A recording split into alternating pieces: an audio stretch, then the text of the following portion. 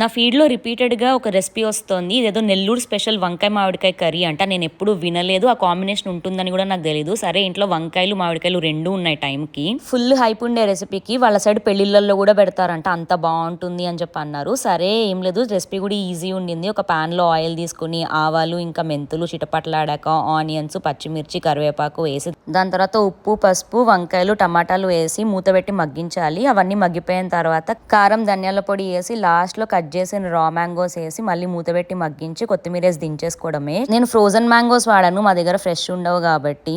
Recipe ఫాస్ట్గా అయిపోయింది and taste మాత్రం వర్త్ ద హైప్, చాలా బాగుండింది. అండ్ నెక్స్ట్ టైం నుంచి నేను ఎప్పుడు వంకాయ కర్రీ చేసినా ఇదే కాంబినేషన్లో చేద్దామని డిసైడ్ అయిపోయాను.